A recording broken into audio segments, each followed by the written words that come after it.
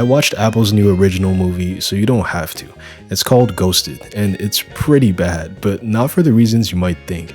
At first glance when you watch the trailers, it looks like the typical action comedy movie with a lot of well-known and beloved actors, like Chris Evans, Ana de Armas, and even Adrian Brody, so how could it possibly be that bad? Well, let's figure out what went wrong while going through the movie, and let's also figure out truly how bad is.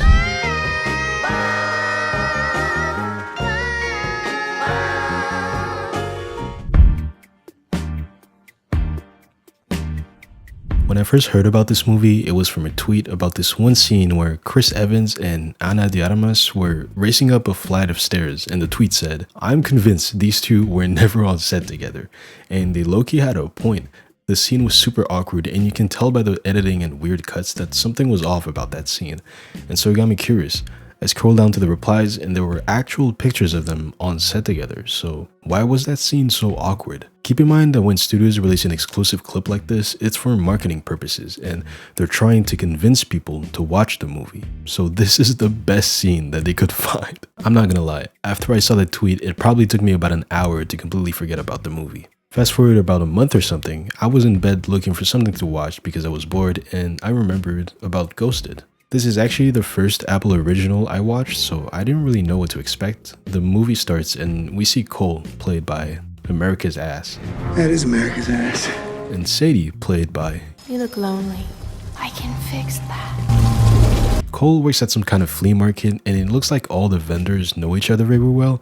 They're all supposed to be friends, but the way they talk is super weird. Again, I don't know if it's the editing or the delivery, but the timing of the dialogue and everything is just super uncomfortable. You know you're gonna need to buy stock in those trackers. You lose your butt if it wasn't attached to you.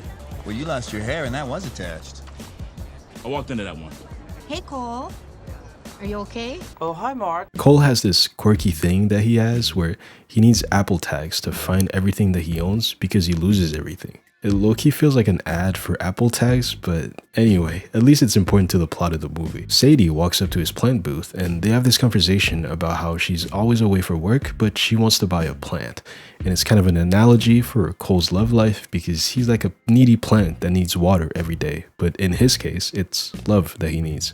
So they just argue for like a few minutes, and then this woman comes back and says that Cole should have given her his number because... The sexual tension was off the charts. No, it wasn't. Now don't get me wrong, Chris Evans and Ana de Armas are great actors, but the romantic chemistry just isn't there.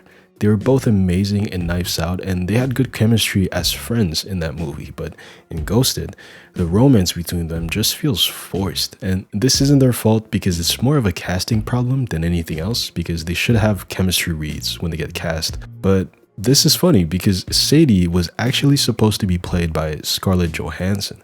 This might sound like a random fact, but trust me, it's kind of important when it comes to the problem with this movie, and I'll get more into it later. So Cole goes to her car and breaks the plant they just spent 5 minutes arguing about and then asks her on a date. So they go on this date and that's where the goddamn staircase scene happens. Cole puts his things in her backpack to not drop them, including his inhaler because yes, he has asthma. You looking for Pete?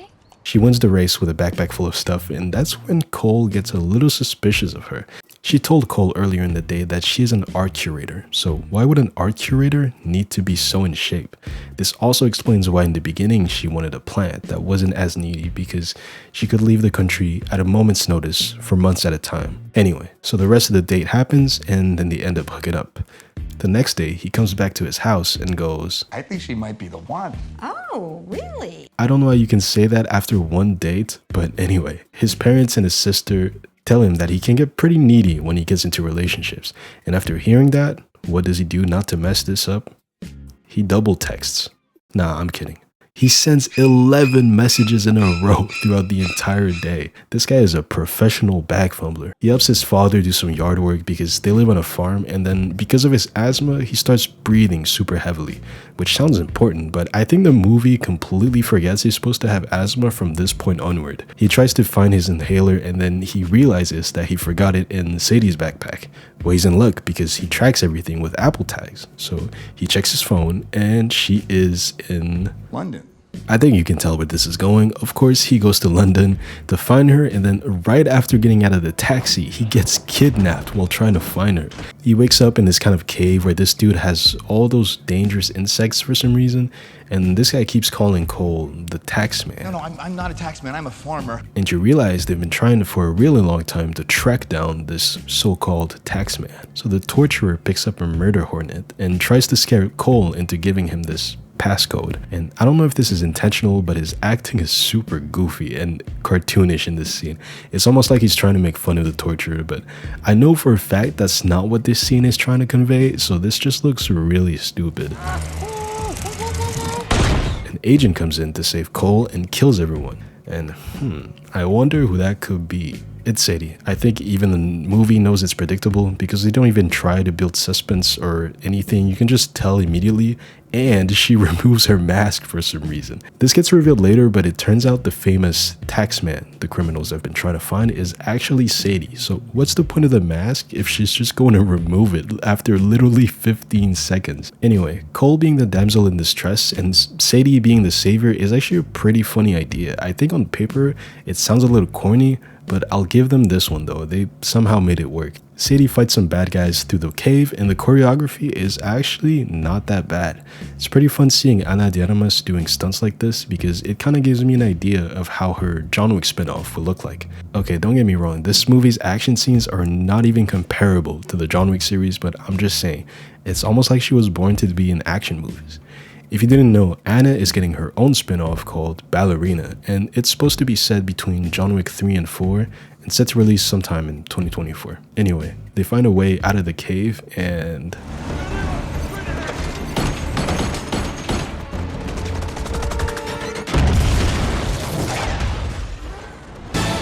Why did that car just do a pop shove it? They jump down into the road and steal this bus, and then there's a car chase sequence. Even though Cole is the damsel in distress in this movie, he's not completely useless. Earlier in the movie, his dad mentions that he used to wrestle back in high school, so he does have this one move.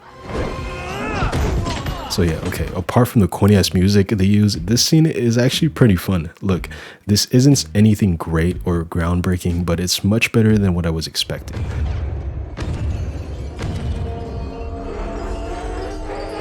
Okay, so the antagonist of this movie is played by the legendary Adrien Brody, which is one of the best actors alive right now. So what is he doing in this movie? He plays this French crime boss named LOWIK that is super corny, but he does what he can with the lines given to him. I guess no matter how good the actor is, shitty writing will always be shitty writing. He even does the most cliche thing ever by being the type of villain that kills off his own henchmen. So LOWIK, that is weird to say. It's kind of hard to pronounce in English. I think I'm just going to call him Adrian. Anyway, Adrian calls a bounty on the taxman. And mind you, everyone still thinks it's Cole. So Cole and Sadie go into the city and try to hide. Oh, and by the way, we're not in London anymore. I'm guessing when they knocked out Cole in London, they transported him because we are in Pakistan now. Look, I'm just as confused as you are because they never addressed this in the entire movie. You kind of just have to figure that out. Sadie picks up a disguise to try and blend in, but I guess Cole doesn't need one? Surely there isn't a ton of bounty hunters around looking for him, right? They meet up with Marco, who is apparently Sadie's ex.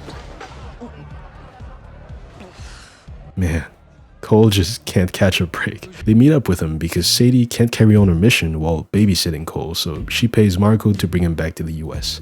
Oh, and you might wonder what that mission is. If you remember, back in the cave, Cole was getting tortured for a certain passcode.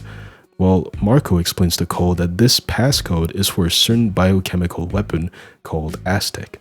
So Sadie's job is to retrieve Aztec and make sure that Adrian doesn't get his hands on it. Man, for being such an asshole, Marco is actually a pretty useful guy. This is my town. Nothing happens here that I don't see coming a mile away. And he's dead. Wait, is that Falcon? Does this movie have Marvel cameos?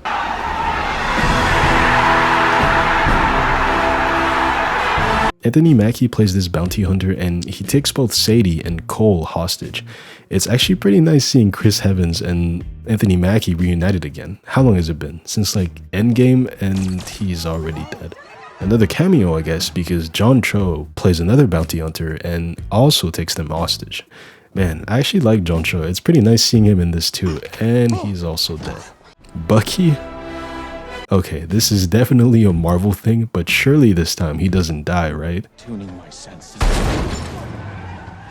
Remember when I said Sadie was actually supposed to be played by Scarlett Johansson? Well, I think you probably understand why now.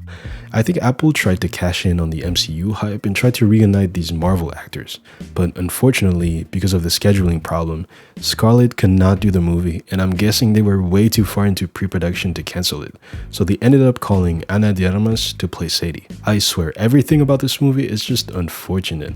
They tried to get on the MCU hype train, even though it's a little too late now. Marvel doesn't have the same reputation as they used to.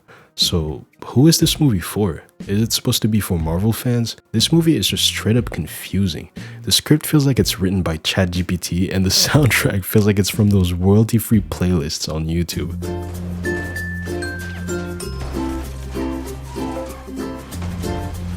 Okay, I'm done ranting. Let's get back to the movie. Where were we? Oh yeah. After all the bounty hunters die, Sadie steals a car and they leave the city. And then Sadie figures out that Adrian thinks the taxman has the code for Aztec. They argue about it a bit. Also, in case you forgot, I'm a farmer. I'm not a super spy. Yo, why does he sound so zesty in that scene? Anyway, Sadie explains that Aztec's passcode is actually a genetic sequence, but she doesn't know what it is. She then has an idea and knocks out Cole. He wakes up to Sadie meeting up with Adrian, and they have Aztec. They just need the passcode in order to sell it for a lot of money.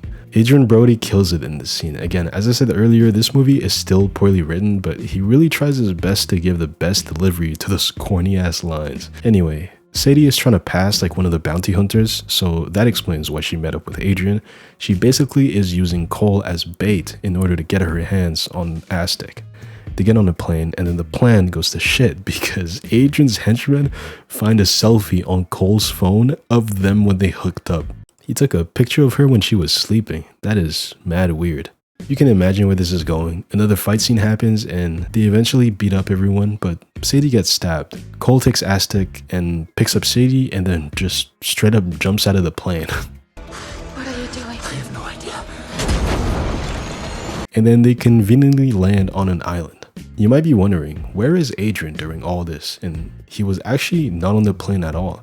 And during all that, he was out clubbing.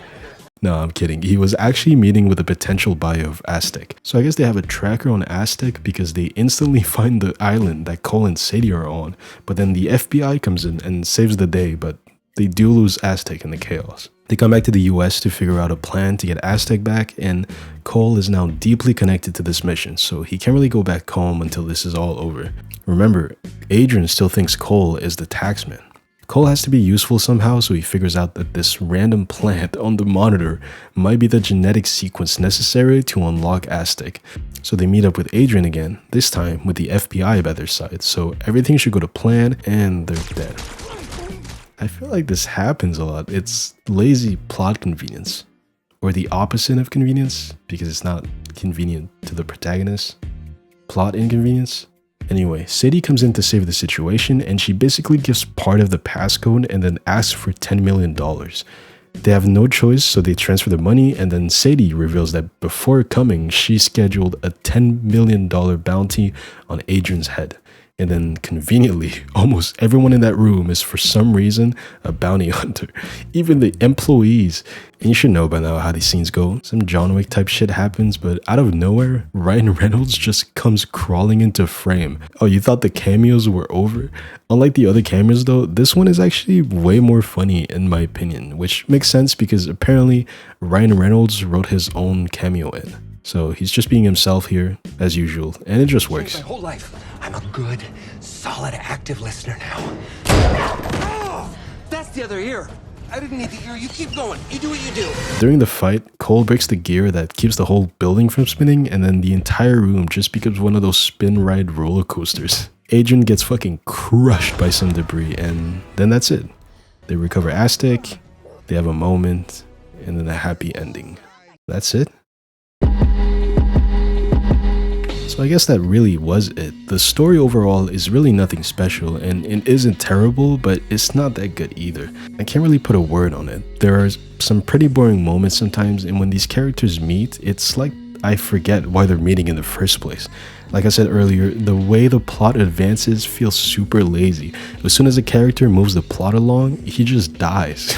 Apart from Cole, Sadie, and Adrian, I genuinely don't know any other characters' names because frankly, they're all forgettable and poorly written. I mean shit, Cole's parents don't even have names, they're credited as just mom and dad.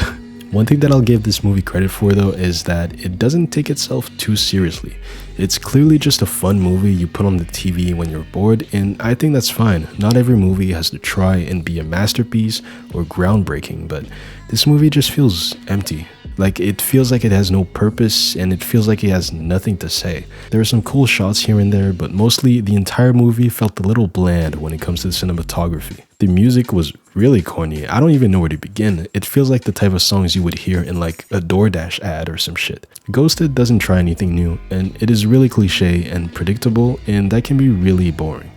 Which brings me to the pacing of the movie. It feels super formulaic. It's basically a meeting and then an action sequence, meeting, an action sequence, meeting, action, and it just goes on and on. I think overall the movie is such a forgettable and bland film. I don't think I would recommend it to anyone in particular, but if one day you're just sitting on your couch wondering what to watch, this is the kind of thing you put on while you scroll on your phone all night. I give the movie a 5 out of 10. Thanks a lot for watching till the end. This channel has been starting to get a lot of traction recently, and this really motivates me to make more videos, so I never usually ask for this, but if you like this video, consider subscribing. I'm planning on making a lot more videos, and speaking of the MCU, you should watch my review on Guardians of the Galaxy Volume 3, which I consider to be Marvel's one last chance at redeeming themselves. Anyway, see you.